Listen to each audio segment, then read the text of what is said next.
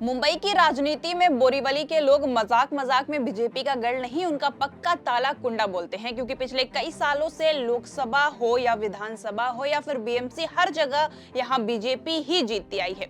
Area का माहौल भी ऐसा है कि चुनाव आते ही लोग पहले से ही मान लेते हैं कि बोरीवली में तो बीजेपी ही आएगी।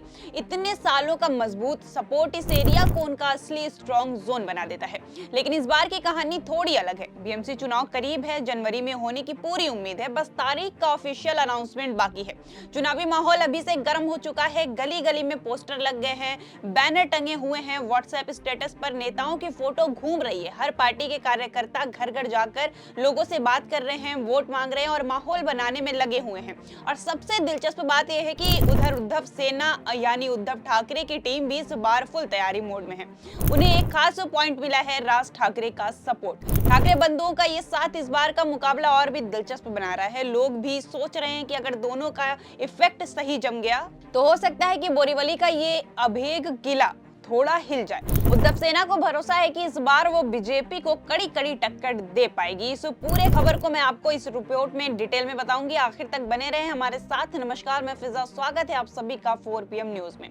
दोस्तों, अगर देखा जाए तो उद्धव ठाकरे बड़ी मेहनत कर रहे हैं, लेकिन बीजेपी की तरफ से भी कोई हल्कापन नहीं है। उनके कार्यकर्ता भी पहले से ज्यादा एक्टिव हैं और एरिया घूमना, लोगों से मिलना, पुराने काम याद दिलाना, नए प्लान बताना सब चालू है। बोरीवली के हर वार्ड में अब तक उनका दबदबा रहा है, इसलिए वो इस बार भी कुछ भी हल्के में नहीं ले रहे हैं।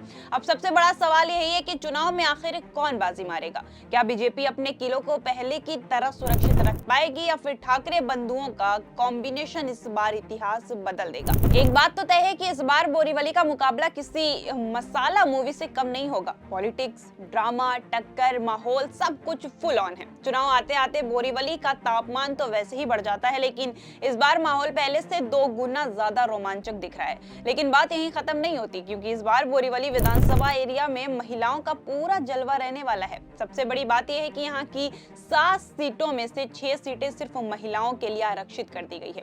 मतलब साफ है कि इस बार बोरीवली में महिलाओं की एंट्री बड़ी संख्या में होने वाली है और चुनाव का पूरा माहौल ही थोड़ा अलग दिखेगा।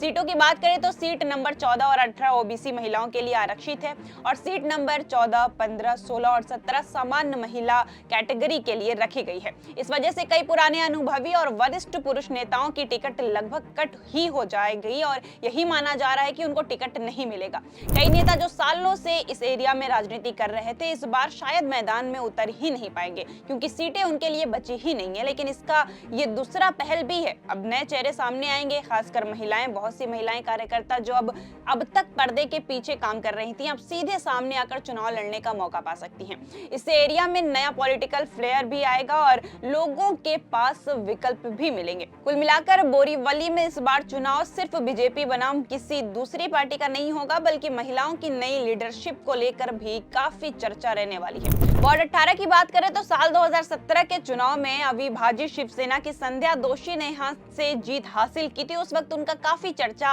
और अच्छा असर रहा था। उन्होंने आराम से बाजी मारी थी, लेकिन अब हालात पूरी तरह बदल चुके हैं, क्योंकि संध्या दोषी ने हाल ही में शिंदे शिवसेना का हाथ थाम लिया है। यानी शिवसेना टूटने के बाद वो उद्धव कैंप में नहीं बल्कि शिंदे गुट में चली गई हैं। उधर 2017 के उसी चुनाव में बीजेपी के सुमेश अंबरे दूसरे नंबर पर आए थे। मतलब मुकाबला तब भी काफी तगड़ा था और अब इस बार वार्ड 18 को ओबीसी महिला आरक्षित कर दिया गया है। इसलिए यहाँ की सीट को लेकर बीजेपी और शिंदे शिवसेना के बीच अच्छी खासी खींचतान देखने को मिल सकती है। दोनों ही पार्टियों में महिला उम्मीदवारों की तलाश, लॉबिंग और टिकट के लिए जोर आजमाइश बढ़ने वाली है। किसे मौका मिलता है और कौन किराने हो जाता है, ये देखना अभी बाकी है। अब बात करते हैं वार्ड 17 की। यहाँ 2017 में बीजेपी की बीना दोषी ने जीत दर्ज की थी। उन्होंने अच्छा खासा वोट शेयर लिया था और पूरे एरिया में उनकी पकड़ मानी जाती थी। उनके खिलाफ अविभाजित शिवसेना की शिल्पा संगोरे दूसरे नंबर पर थी, लेकिन कहानी यहाँ भी पलट खा गई है, क्योंकि शिल्पा संगोरे अब खुद बीजेपी में शामिल हो चुकी हैं।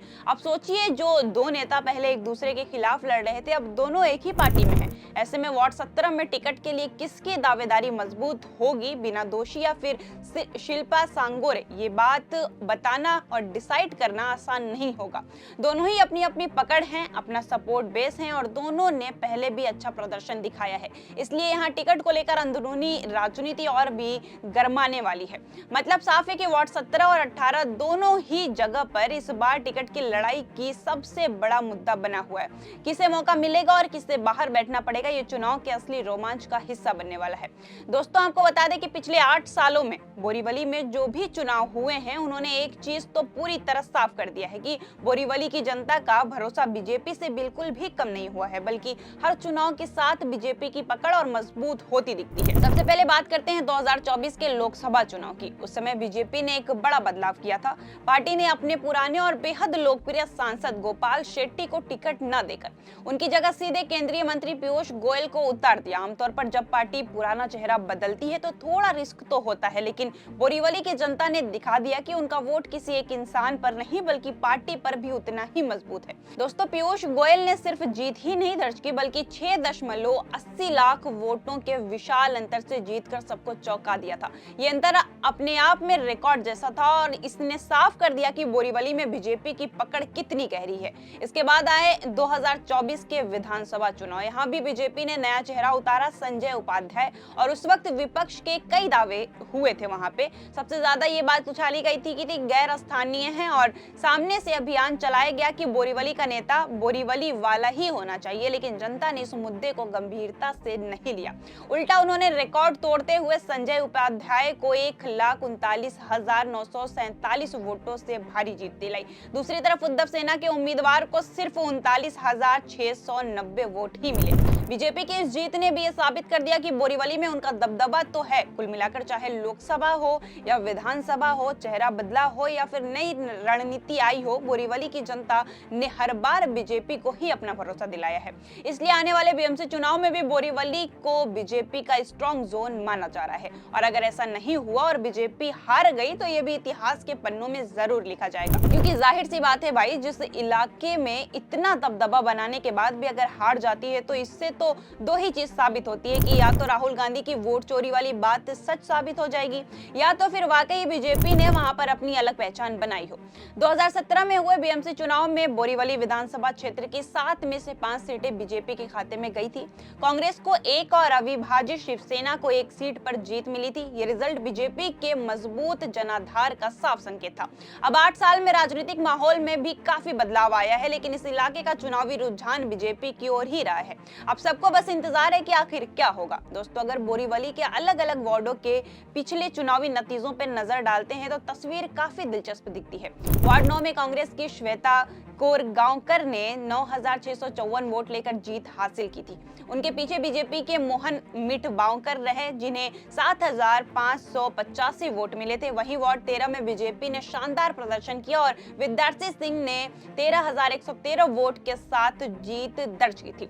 इस वार्ड में शिवसेना के राजेश कदम दूसरे स्थान पर रहे, जिनमें 5,907 वोट मिले। वार्ड 14 में मुकाबला काफी करीबी रहा। यहाँ बीजेपी की आसावरी पाटिल ने 8,321 वोट लेकर जीत दर्ज की थी, जबकि शिवसेना की भारती कदम को 7,180 वोट मिले, जो उन्हें मजबूत दूसरे स्थान पर रखते हैं। वार्ड 15 में बीजेपी ने एक तरह से बाजी पूरी तरह मार ली थी, जहां प्रवीण शाह ने सबसे ज्यादा वोट हासिल किए, जिनका वोट था 22,880 वोट प्राप्त करने एक तरफा जीत हासिल की थी उन्होंने। वहीं शिवसेना के परेश भाई धकन को सिर्फ 3,304 वोट ही मिले थे। वार्ड 16 में भी बीजेपी ने बढ़त बनाए रखी। यहाँ अंजलि खेडकर ने 9,465 वोट पाकर जीत दर्ज की, जबकि शिवसेना की प्रीति डांडेकर को 7,554 वोट ही मिले। इसके बाद वार्ड 17 में भी बीजेपी का दबदबा दिखाई दिया। बीना दोषी ने 14,414 वोट लेकर बड़ी जीत हासिल की। दूसरी तरफ अविभाजित शिवसेना की शिल्पा सांगोरे को 4,822 वोट मिले। वार्ड 18 की बात करें तो यहाँ अविभाजित शिवसेना की संध्या दोषी ने 9,815 वोट के साथ जीत दर्ज की थी। जबकि बीजेपी के सुमेश अंबरे 8044 वोट के साथ दूसरे स्थान पर रहे थे। अब ये पूरी डेटा जो आपके सामने मैंने दिखाई है, ये सब दिखाती है कि जो बीजेपी का दबदबा है वो बोरीवली में कितना ज्यादा है और कितना इफेक्ट पड़ता है। अब देखते हैं कि बीएमसी चुनाव में क्या होता है और आगे कितनी बातें ऐसे बढ़ती है या फिर बदलती है। तब तक के लिए बने रहिए 4 PM के साथ और आपकी राय हम जरूर जानना चाहेंगे। अगर आपको अपनी कोई राय बतानी है तो हमें कमेंट करके बताएं। तब तक के लिए नमस्कार, मिलते हैं आपसे अगली खबर के साथ।